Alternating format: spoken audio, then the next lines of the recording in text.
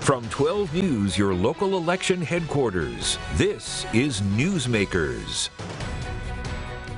Welcome to this special edition of Newsmakers, a debate in the Democratic primary for general treasurer. Hello, everyone. I'm Tim White. Now, each candidate will have an opportunity to give a 1-minute closing statement at the end of this debate.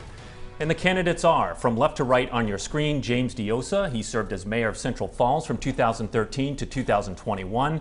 Prior to that, he was a city councilman there, and most recently, he worked at the Policy Lab at Brown University. And Stefan Pryor, formerly he was Rhode Island's Secretary of Commerce. He previously held government jobs in other states, including as leader of the agency which rebuilt Lower Manhattan after 9/11. Now, I will be moderating this debate along with my colleague, 12 News politics editor Ted Nesi. Candidates, as you know, there is no strict format to this debate. We're looking for an open and honest discussion of the issues. If you're taking too long or not answering the question, Ted and I will jump in. And of course, we encourage both of you to engage with each other. Let's jump in. Mr. Diossa, the single most important job for the general treasurer is managing the state pension plan.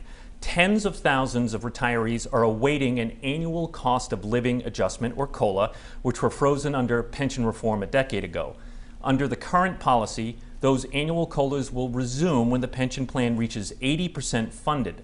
Projections show that should happen in about 10 years or so. But as treasurer, you could seek to do that sooner. Should retirees receive COLAs prior to the fund reaching 80%, or should we stay the course? Thank you very much, Ted and Tim, for the opportunity to come and have a discussion about my candidacy for general treasurer. It's no secret that Rhode Islanders are feeling squeezed today. Whether it's at the gas pump, the grocery store, folks are feeling that they have to make tough decisions every day of how to spend their money. And when it comes to the pension fund, I agree, we have to stay the course so that we can get out of critical status. But primarily, what I've been saying is, if elected, I want to explore options to see if we can give a stipend as an adjustment to their income, because we know that their COLAs are not rising as they should be, and they're hurting. They really are hurting. And so what kind of stipend are you thinking of? Maybe a one-time stipend. I know there's already been a fiscal impact done with the Senate. I'm going to look at that, and if it's feasible, I'm going to move forward. But priority for me is to maintain the course of the strategy, which is the back to basics, which I agree with. Second is ensuring that the taxpayers are being protected, and more importantly, ensuring that the pension fund is on track to meet that 80% status. Mr. Pryor, you heard him there. He wants to stay the course and wait till the fund, maybe a stipend in there, hits 80% before the COLAs kick in. Do you agree or disagree? I think that we need someone in charge of the pension fund who's going to grow that fund, and I think I'm the candidate to do that. My goal would be to restore benefits, some of the benefits that were lost during pension reform, but to do so very responsibly. And what that means is we need to look up and down, back and forth within the portfolio of investments and see which components are performing and which ones are not on the data. Multiple recent treasurers have done a good job of getting us to the point where we have fund stability, but if there are components of the fund that are not performing as well, we need to remove them. But Mr. Pryor, the question isn't about pension fund investments. The question is, should COLAs kick in prior to the fund reaching 80%? Yes or no? No, that's precisely my point. If we can make the fund perform on an accelerated basis, we can get ahead of the 2031 deadline or opportunity to increase COLAs, and we can get more quickly to something like 80% coverage. We're at 58% coverage right now. We have a little distance to go. I will be the treasurer who will help our fund perform better. That will be a goal of mine. Now, if there are opportunities where there are surpluses, and working with the governor and the General Assembly, we see fit to see increased contributions to the pension fund as a method of getting there faster, that's another way. So I would look to increase benefits responsibly. All right, our colleague Eli Sherman has been reporting on the rising cost to taxpayers of the proposed Pawtucket soccer stadium, now estimated at $60 million in public money. Mr. Pryor, you negotiated the initial version of this stadium deal. You were heavily involved, though you did leave before the final vote at Commerce on this new version. At one point, you said this project would pay for itself. We now know the estimated tax revenue the stadium is going to bring in is estimated that it will come nowhere near high enough to cover the cost of borrowing to help build the stadium. At a time when Rhode Islanders are struggling to pay for gas, gas to pay for rent. Why should they be seeing $60 million of their money put into a soccer stadium? Well, the question still remains, can this project pay for itself? But we need to look at it the right way. The project is not just the stadium. It's also revitalization in Pawtucket surrounding the stadium on both sides of the river. So what we have to make sure of is that the elements of the framework of the deal that did pass the Commerce Corporation are fully fleshed out and fully implemented. Those elements include not paying for the stadium until it's completely built, so it does serve as a catalyst to the surrounding area. Second, ensuring that the team stays, the professional soccer team, and plays for 30 years or there are penalties. And most important, Ted, most important, there ought to be accountability to the developer. The developer should be held accountable for hitting benchmarks on producing commercial office, residential units, parking, and other infrastructure on both sides of the river that will lead to vitality and will also lead to tax revenue, which will ensure that the project can pay for itself, but only with those components. That we've talked about this before, that what just happened is money that was supposed to help fund that next phase, which is why the stadium's supposed to help create, has been moved to the stadium, which means more public money could be asked for next year. Are you going to support, if you're the treasurer, putting more public money into this Tidewater project after $60 million has gone toward just the stadium? If it's merited, this was the wise way to do it. This method ensured that we only utilize funds that were already authorized, no new taxpayer money, and the stadium gets done. Now, it looks like the economy is headed into choppy waters. We could have a recession. Then again, by the time that we're building out some of the components of the peripheral of the auxiliary development, we could be in good economic times.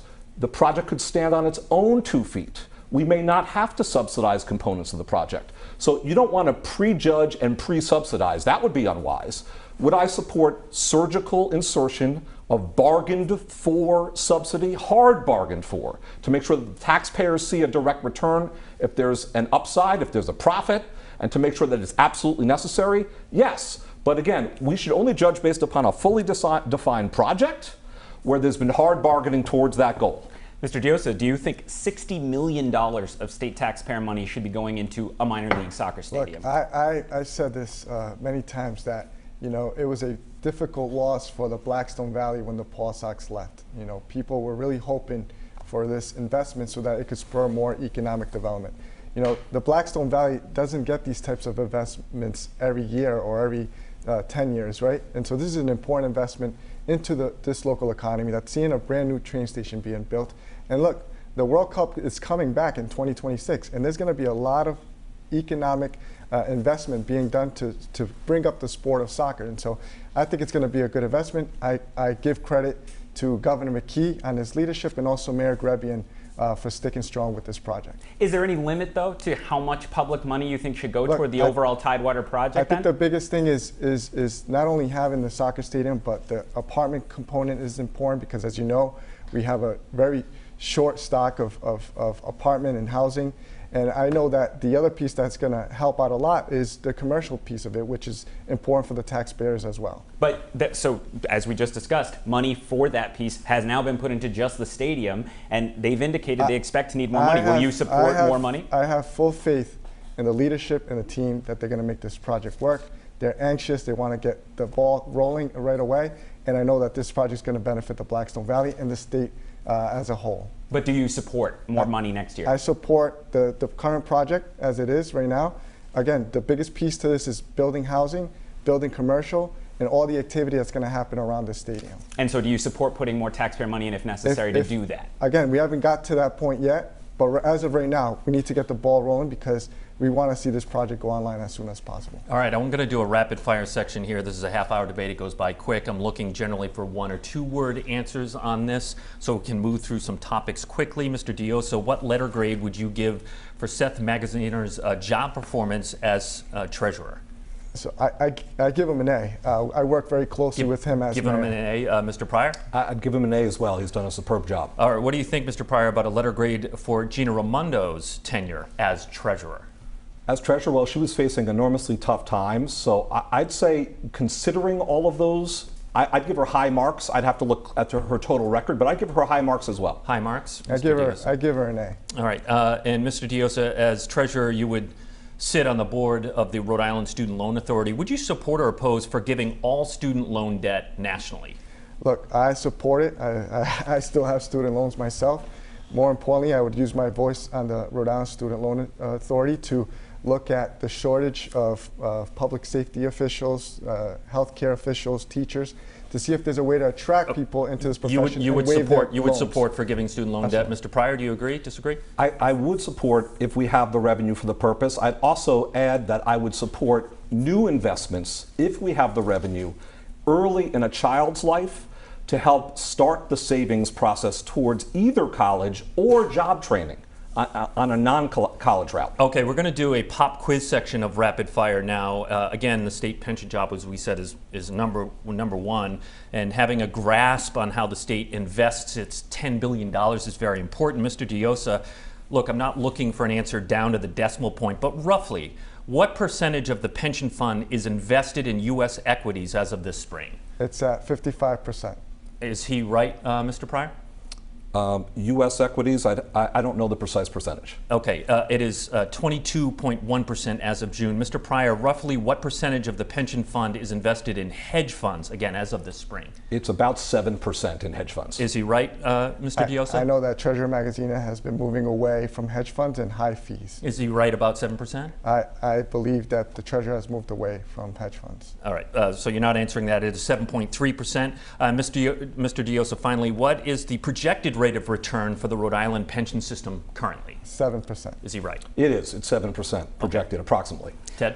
Let's continue to talk about the pension fund because it's so vital to this job. And Mr. Pryor, I'm going to start with you on this one. Some states and localities around the country use part of their state pension fund to invest money in local companies, local projects, etc. Would you consider steering some of the $10 billion in the pension fund to specific local investments? And if so, which ones? I would consider a policy that favors Rhode Island in a very careful manner and an incremental manner, but I do think we should go in that direction. And here's what I mean, Ted. So there are states with very healthy funds that do have sub-funds that fund locally. Wisconsin's an example. I think we need to study some reference points around the country and see how they do it. I will say this, we're only at 58% coverage of our fund. We're still emerging from some really challenging moments earlier, about a decade ago, in our pension fund. We have to make sure we keep the returns high for our valued retirees, firefighters, and teachers, and all our public servants. So I would look first to investing in the sectors where Rhode Island is excelling. A good example is clean energy, where we are the nation's pioneer in offshore wind. If we invest further in the sector across the country and world, a lot of that benefit's going to go to Rhode Island. And I'll tell you one last thing. I would do an initial survey of what percentage of our assets are already Rhode Island and see how we compare against the other 49 states and how have they gotten to a higher percentage. I would start with sector-based strategies and then look to examples like Wisconsin so as not to sacrifice the rate of return. Mr. Diossa, same question. Would you look to put any portion of the $10 billion into local investments, and if so, which ones? Look, the last thing pensioners want to hear about is how they're being invested in Rhode Island if it's not making sense for them. Point being is, I witnessed firsthand how pensions were mismanaged in Central Falls and how retirees got slashed 50%. And so to answer your question, I'm going to leave it up to the Chief Investment Officer and the State Investment Commission and the portfolio managers to make sure that we have the fiduciary responsibility of making the right investments so that we have the best returns for the fund, not only for tomorrow, but for 30 years out. What do you think, though, of this idea Mr. Pryor has of looking to shift it to have some sort of focus on Rhode Island? He said potentially sectors as opposed to specific investments here. Again, my responsibility is a fiduciary one. I'm going to talk to our Chief Investment Office, the State Investment Commission. If it makes sense and it doesn't compromise the fund, I would move in that direction. But again, the Treasurer doesn't solely move the funds just with his authority. You have to have the approval of the State Investment Commission. And if it's the right one, we'll move in that direction. If I can interject this, I think the green energy area is a particularly good one to think about because I think we may be able to, in concert with investment professionals, decide which direction the market is going and where does that coincide with where Rhode Island is already strong. and make investments in the sector, again, nationally and across the globe. So clean energy is a good example. Even fossil fuel companies, legacy companies, are moving towards green energy. If we invest in the green energy portfolios, we may win on all fronts, including on the Rhode Island front. I'll give you a brief response, and then we'll move on, Mr. Diossa. Look, I know that pensioners, after the changes that they had in 2013, are very concerned. All they want to know is that their pension is being invested correctly, that their returns are coming back as they should be, and you know, my responsibility is to them, not only the pensioners, the actors, but the taxpayers. So I'm going to do what's right and correct and make sure that retirees are having the best quality of life in Rhode Island. Folks at home have heard throughout the debate why both of you think that you are qualified to become a general treasurer and why you think you're the right choice for the job. But why is your opponent wrong for the job? Mr. Pryor, is Mr. Diossa qualified to run the state treasury? Well, I'm going to leave it up to the voters to decide who's qualified. I think that I'm best positioned to manage the pension fund because I've managed billions of dollars at that scale. And the example in the intro, you referenced this, Tim. I was blessed to be, it was challenging, but drawn into service at the World Trade Center site to help rebuild after September 11th. There were billions of dollars of public funds that flowed. And of course, we've all seen the result, which is a rebuilt set of commercial spaces in the place where the towers stood, a beautiful memorial, and a more vital financial center. That's the kind of work that I do, which is to say to responsibly invest billions of dollars and get the job done. And I'd put myself up against my opponent in that I've been able to get that kind of job done at that scale. And here in Rhode Island, I've helped to manage and coordinate billions of dollars of investment, public and private, through my job as Commerce Secretary for 7.5 years. All right, Mr. Diossa, he's putting his resume up against yours. Do you think your opponent is qualified? Look, I'm the only candidate that's actually managed pensions. I manage a city out of bankruptcy. I know exactly how to do it. I've sat with portfolio managers and actuarials every year to make sure that our investments were moving in the right direction. Look, even at my time as mayor in 8 years, I worked very closely with Seth Magaziner to move our pension fund into the state system.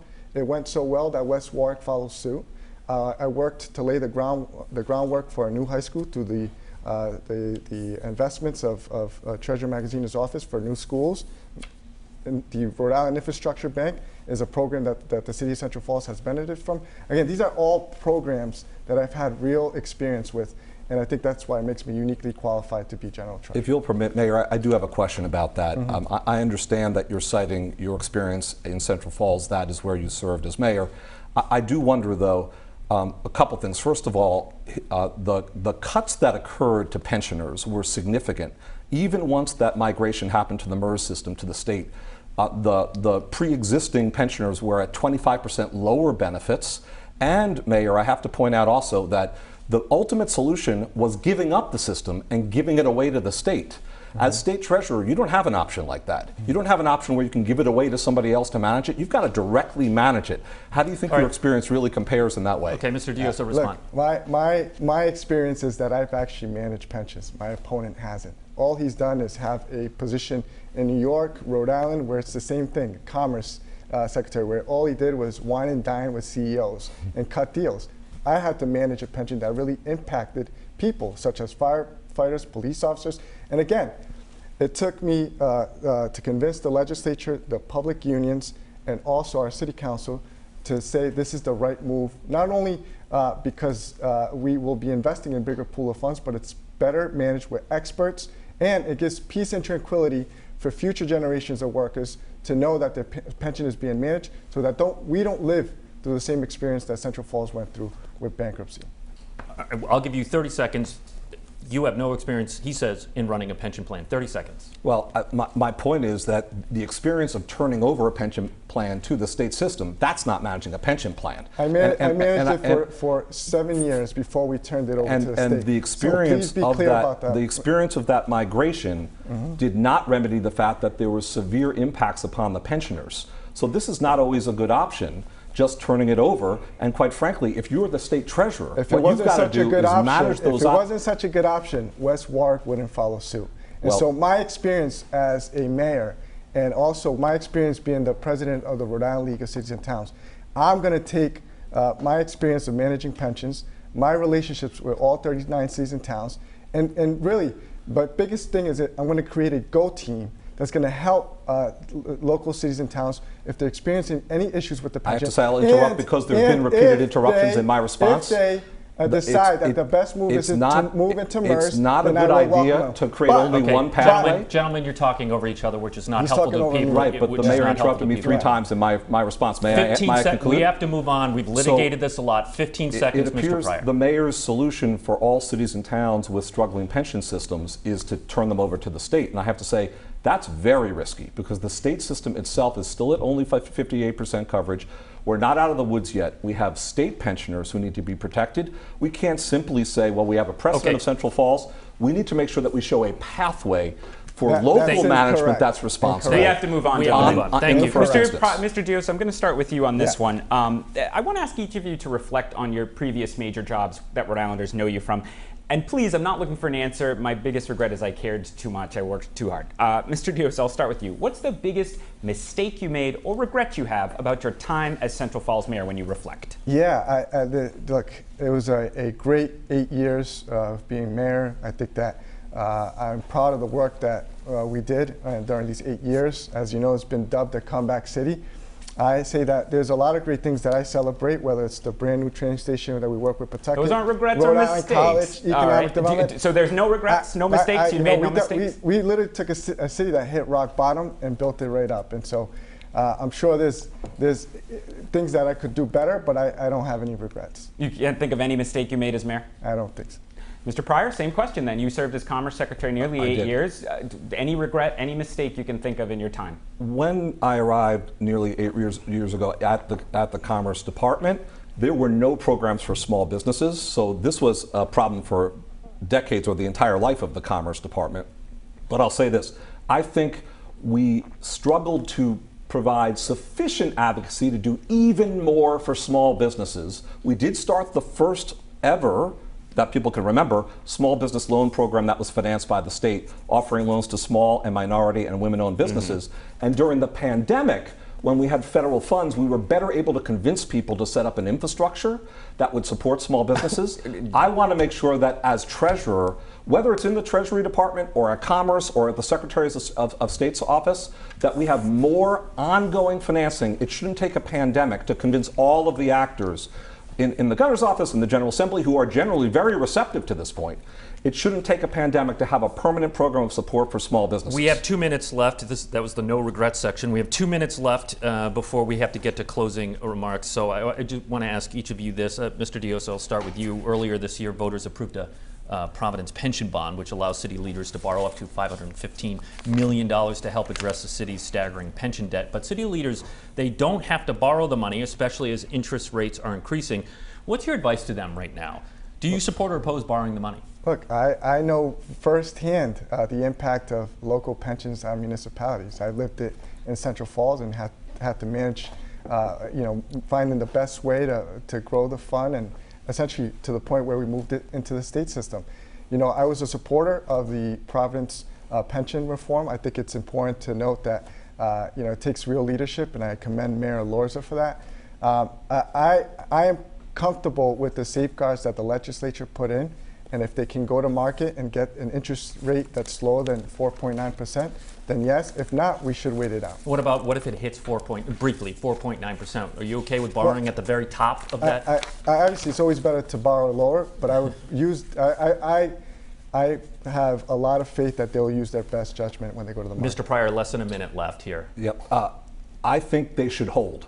So there's a 5-year window within which the bond can be issued. I think rates are going in the wrong direction. My fear is that you get all the paperwork done, you put it out into the market, and it's the exact wrong thing to do. There have been communities, not just in Rhode Island, but around the country where they made the mistake. I think it should hold. But in this 5-year window, there may well come a time where interest rates come under control. That's when you do it. Briefly, do you have a number? I don't have a number. You got to look at the market conditions. All right.